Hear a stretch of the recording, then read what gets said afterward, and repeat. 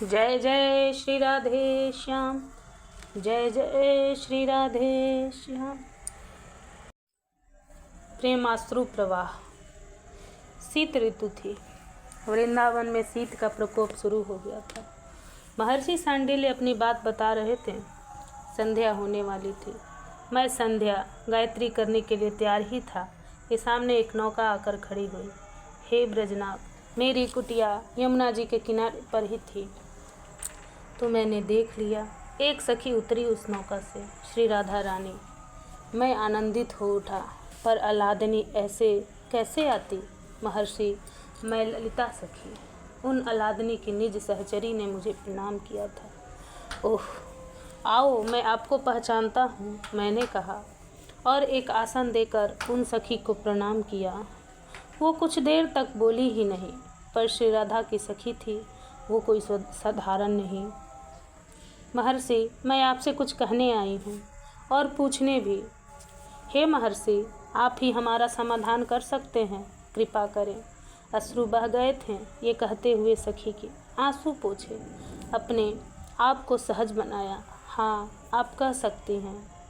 मुझ में इतनी हिम्मत कहाँ जो लादनी कई प्रिय सखी को मना कर देता। ललिता सखी अब मुझे बताने लगी थी। महर्षि सांडिल्य, हमारी स्वामिनी की दशा ठीक नहीं है। वो अब लोगों को पहचानती भी नहीं है। सुबह उठती है, श्री राधा तो जिद करने लग जाती है। कहती है दही बेचने जाऊंगी, माखन बेचने जाऊंगी नंदगांव। हम बहुत समझाती हैं। ललिता सखी को बीच में अपनी बात रोकनी पड़ी, क्योंकि गला रूंध गया था उनका। अश्रु बरस पड़े थे।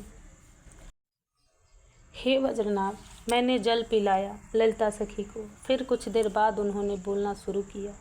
महर्षि, उन्माद बढ़ता जा रहा है श्री राधा रानी का।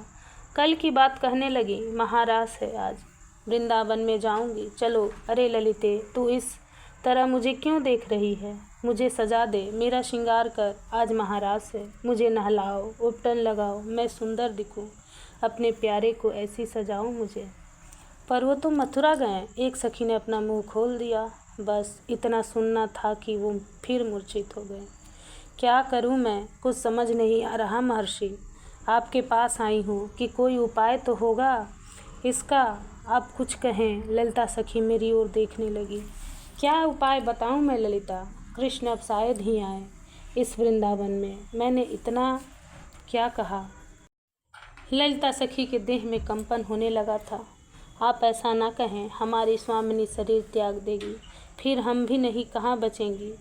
वज्रनाभ, मैं सबको समझा सकता था, पर इन सखियों को कैसे समझाऊं? ये तो प्यार की मारी हैं, इन्हें विधाता भी नहीं समझ सकता, और क्या समझाएं? महर्षि, बड़ी बुरी स्थिति है। संध्या को मूर्छा टूटी तो चरण दबा रही थी। कीर्ति रानी अपनी लाडली की आंसू गिरा रहे थे अपनी प्यारी पुत्री को देखते हुए। वृषभान जी, ललिते, उठी एकाएक श्री राधा रानी। ओह, क्या बताऊं महर्षि, लाडली का क्रंदन अब सुना नहीं जाता। ये कौन? मैया कीर्ति रानी को देखते हुए पूछने लगी श्री राधा रानी। और ये कौन है? वृषभान बाबा को भी देखकर पूछती है। ये है आपकी माता कीर्ति रानी। मैंने अपने आप को संभालने घुटते हुए उत्तर दिया। और ये हैं बरसाने के मुखिया वृषभान जी और आपके पिताजी। फिर मैं कौन हूँ? उफ, क्या बीत रही होगी हम पर ये सब सुनते हुए। मैया कीर्ति रोने लगी तो मैं ही मना किया, आप मत रोइए, नहीं तो मैं संभाल नहीं पाऊंगी। बोलना, मैं कौन हूँ? फिर पूछा था मुझसे। आप हैं श्री राधा, मैंने उत्तर दिया। कौन श्री राधा? ओह, ये कैसा प्रश्न था। क्या उत्तर देती मैं श्री राधा रानी को? बताओ ना, राधा कौन है? मैं राधा हूँ। तो राधा का परिचय? मैं हिलकियों से रो गई। हे विधाता, अब लाडली का दुख इससे ज़्यादा देखा नहीं जा रहा। तू रो क्यों रही है? बता ना, राधा कौन है? श्री राधा ने फिर पूछा था मुझसे। श्याम की राधा, कृष्ण की राधा, कन्हई की राधा।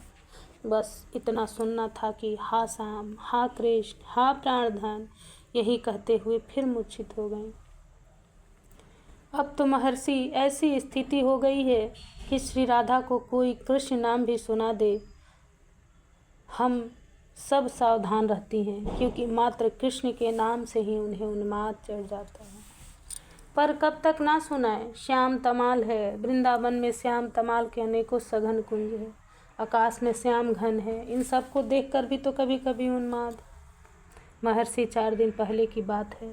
श्याम तमाल को देखकर मेरे श्याम, मेरे प्यारे कहते हुए दौड़ पड़ी थी। मोर को देखती है तो उन्हें आलिंगन करने के लिए दौड़ पड़ती हैं, कहती हैं मेरा श्याम है ये। उसी दिन की बात है महर्षि, यमुना में बाढ़ आई हुई थी। उफनती यमुना में हा श्याम कहते हुए कूद गई हमारी लाडली। उधर से चंद्रावली सखी आ गई थी। वैसे तो हमारी श्री राधा से ईर्ष्या करती थी ये चंद्रावली, पर पता नहीं क्यों जब से कन्हाई गए हैं मथुरा, तब से हमारी श्री राधा रानी के प्रति इनका प्रेम बढ़ गया है। कूद गई चंद्रावली यमुना जी में और जैसे तैसे हमारी स्वामिनी को बचा लिया था। बाहर लेकर आई और चंद्रावली ने बड़ी सेवा की। जब श्री राधा को कुछ भान हुआ तब चंद्रावली यह कहते हुए उठी, तुम मत मर जाना राधा, नहीं तो वृंदावन कभी नहीं आएगा कृष्ण। मैं अब समझी हूँ, प्रेम तो श्याम ने तुझसे किया है, मैं कहाँ हूँ तेरे सामने राधा। और अगर कृष्ण ने ये सुन लिया कि मेरे प्राणाराध्य श्री राधा का शरीर छूट गया, तब बताओ। ये कहते हुए उठी चंद्रावली, इन्हें बचा कर रखो, कृष्ण आएगा, अब वृंदावन तो उसी के लिए आएगा। चंद्रावली कितनी जलती थी हमारी लाडली से, पर हमारी लाडली तो भूरी है, ईर्ष्या क्या है इन्हें तो पता भी नहीं है। लो ये चित्रपट है।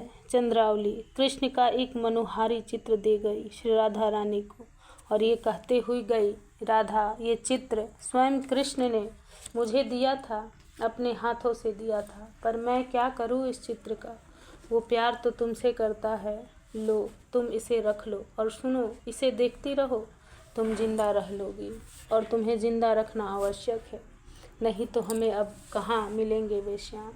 राधा तुम्हारी कृपा से, तुम्हारे माध्यम से ही अब हमें श्याम की प्राप्ति होगी। तुम खुश रहो बहन। सिर पर हाथ फेरते हुए श्री राधा रानी के चंद्रावली कह चली गई। जी जी धन्यवाद। उस चित्र को देखकर हमारी लाडली कितनी खुश हो गई थी। वो उसी चित्र को चूमती, सजाती, बतियाती, पर उनका उन्माद वैसा ही है। कहूँ तो उनका उन्माद और बढ़ रहा है। महर्षि ये कब तक चलेगा? महर्षि क्या श्याम आएंगे? ये आंसू कब तक बहते रहेंगे? महर्षि मैं आपके पास आई हूँ इसलिए कि आप मुझे श्री राधा रानी के बारे में कुछ बताएं। ललिता सखी की बातें सुनकर मैंने प्रथम उन्हें प्रणाम किया।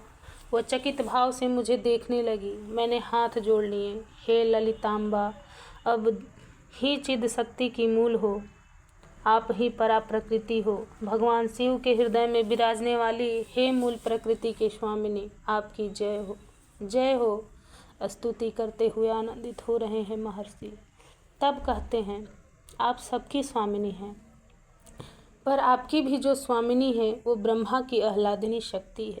फिर उनकी बात कौन कर सकता है? जिन सर्वेश्वरी श्री राधिका के पद नख छटा से रमा, उमा, सावित्री सब प्रकट होती हैं, जिन श्री राधा के घुंघरू की ध्वनि से ओमकार नाद का प्राकट्य होता है, ऐसी श्री राधा जो ब्रह्मा की ही सदा बिहारिणी है, ऐसी श्री राधिका रानी के लिए आप चिंतित हो? ये सब लीला है, ब्रह्मा लीला कर रहा है। हे ललितांबा, आपको कौन समझ सकता है? प्रेम में संयोग और वियोग दोनों ही होते हैं। संयोग हो या वियोग हो तो प्रेम पूर्ण रूप से खिल नहीं पाता, ना उसकी सुगंध ही फैल पाती है। आकार लेकर प्रकट हुए हैं पृथ्वी पर ब्रह्मा और आह्लादिनी, तो उस विशुद्ध प्रेम के प्रसार और प्रचार के लिए ही ना। हे ललिता देवी, मिलन हुआ, रास लीला हुई, महारास भी पूर्ण हुआ। अब वियोग का दर्शन कराया जा रहा है, क्योंकि प्रेम पुष्ट मात्र वियोग से होता है, संयोग से नहीं। 100 वर्ष तक का वियोग, 100 वर्ष तक की ऐसे ही रहना पड़ेगा, महर्षि ने ललिता देवी को बताया। ललिता सखी समझ गई, ये अवतार काल की लीला है और ये लीला अभी 100 वर्ष तक ऐसे ही चलने वाली है। ललिता सखी ने प्रणाम किया महर्षि को और वहाँ से चल दी, क्योंकि लीला है।